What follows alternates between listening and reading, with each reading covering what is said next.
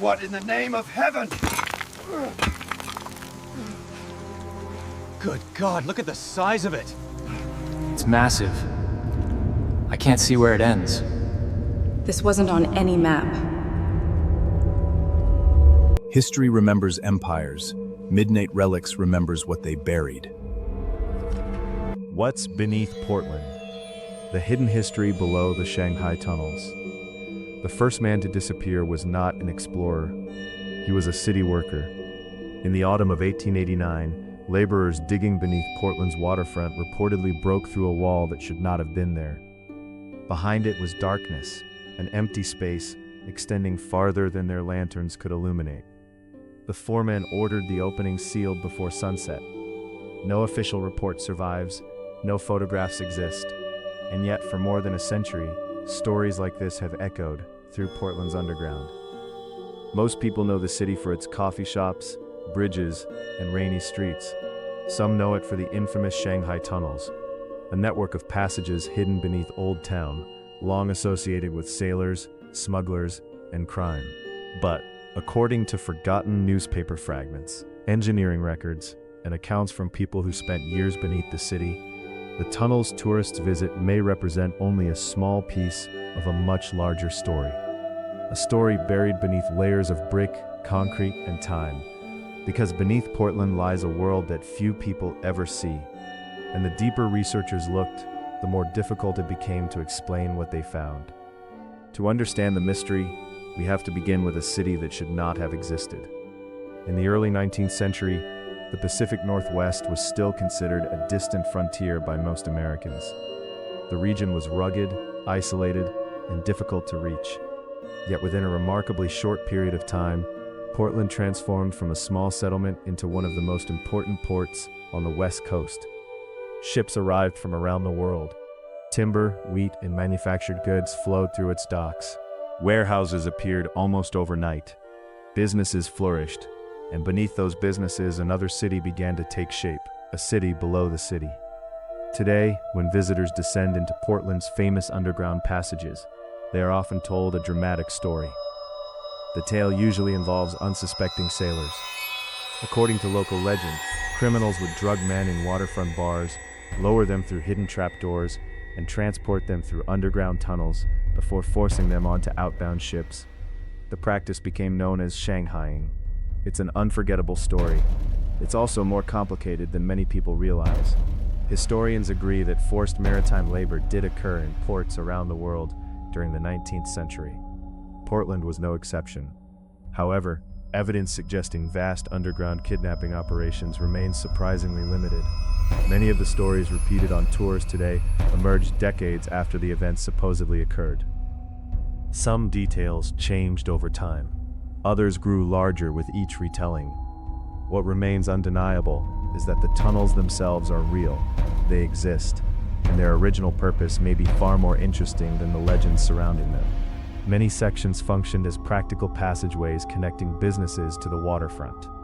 Merchants needed efficient ways to move goods. Portland's weather was notoriously difficult. Flooding was common. The river dictated daily life. Underground routes provided protection from both the elements and public view. Chinese immigrants who faced severe discrimination during parts of Portland's history also became associated with these underground spaces. Some accounts suggest certain passageways offered safer movement between buildings at a time when prejudice shaped nearly every aspect of daily life. The underground became a hidden layer of urban life, not necessarily mysterious, but undeniably important. Yet researchers who studied the tunnels closely began noticing details that didn't fit neatly into the standard narrative. Some sections appeared older than surrounding structures. Certain construction techniques differed dramatically from neighboring buildings. In a few locations, walls seemed to connect with spaces not shown on modern maps. City archives occasionally reference sealed chambers. Construction crews periodically encountered unexpected voids, and throughout the 20th century, redevelopment projects repeatedly uncovered forgotten portions of Portland's underground landscape. Most discoveries were explained away as abandoned basements. Sometimes that explanation made perfect sense. Other times it raised new questions. because Portland itself underwent a transformation unlike most American cities. During the late 19th and early 20th centuries, parts of downtown were literally razed. Entire streets changed elevation. Buildings that once sat at ground level suddenly found themselves partially buried. New roads were built above older ones. What had once been the surface became underground. This process created an unusual archaeological puzzle.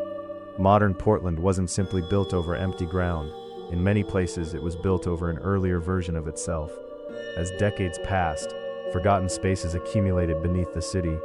Basements became tunnels, alleys became hidden corridors, doorways opened into darkness. And with every new construction project, workers occasionally stumbled upon pieces of a vanished landscape. A staircase leading nowhere, a sealed room, a passage abruptly ending behind a concrete wall. Most were documented briefly before disappearing again beneath new development. But not all of them. In the 1970s, urban exploration began attracting a new generation of adventurers, armed with flashlights, cameras, and a willingness to ignore warning signs. They ventured into portions of Portland that official tours never reached. Some entered through maintenance shafts. Others gained access through abandoned buildings scheduled for demolition. Many returned with stories, a few returned with photographs, and nearly all described the same sensation. The deeper they traveled, the stranger the city felt. The familiar brick-lined passages associated with the Shanghai Tunnels gradually gave way to larger spaces. Ceilings rose higher, corridors stretched farther. Architectural styles shifted unexpectedly. Some explorers believed they were simply moving through forgotten infrastructure. Others suspected portions of Portland's underground history had never been fully documented. Neither group expected what would happen next, because in the years that followed, scattered reports began emerging from entirely different parts of town. Construction workers, utility crews, surveyors, engineers, people with no interest in urban legends, people whose jobs depended on understanding what lay beneath the streets. Several independently described encountering underground spaces that were absent from available plans. Most were small anomalies. A room here, a sealed corridor there, nothing extraordinary, until patterns began appearing. And once researchers started comparing notes, a troubling possibility emerged. What if Portland's underground wasn't a collection of isolated tunnels at all? What if it was a connected system, a system larger than anyone realized, a system that had evolved layer by layer across generations? And if that were true, how much of it remained undiscovered? Because beneath every modern city lies history. But beneath Portland, history appears stacked upon itself like chapters of a book whose final pages have never been read. The city that buried itself. By the beginning of the 20th century, Portland faced a problem that threatened its future. The city was growing faster than its infrastructure. Every winter brought flooding. Heavy rains turned roads into mud. The Willamette River regularly overflowed its banks. What had once been a practical waterfront settlement was becoming increasingly difficult to manage. City leaders responded with an ambitious solution. Rather than move the city away from the river, they would reshape the city itself. Streets were elevated. New retaining walls were constructed. Entire blocks were rebuilt at higher grades. Businesses continued operating while construction crews worked around them. In some places, owners simply added new entrances at the higher street level and abandoned the lower floors. What had once been ground-level storefronts became underground rooms. Windows became sealed openings. Doorways became forgotten passages, and slowly an older Portland disappeared beneath a newer one. For historians, this transformation explains much of the city's underground complexity, but not all of it. Because while studying redevelopment records from the late 19th and early 20th centuries, researchers encountered a recurring problem. The maps did not always agree with reality. Certain structures appeared on engineering surveys but vanished from later versions. Some underground spaces were documented briefly and then never mentioned again. Others appeared unexpectedly during construction projects decades later. In most cases, the discrepancies were harmless bureaucratic mistakes. Cities are messy, records get lost, plans change. Yet a small number of cases refused to fit that explanation. One of the most intriguing examples emerged during utility work near Portland's historic waterfront in the mid-20th century. Engineers eventually sealed the area and continued the project. The discovery received little attention. At the time, there was no reason to believe it mattered. Years later, similar incidents would occur elsewhere. A forgotten staircase uncovered beneath a warehouse, an inaccessible room hidden behind reinforced walls, a narrow passage revealed during renovation work before being filled with concrete.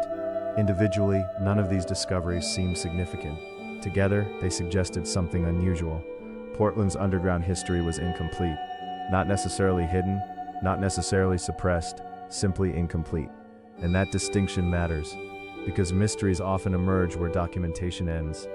By the 1960s and 1970s, preservationists became increasingly concerned about Portland's disappearing architectural heritage.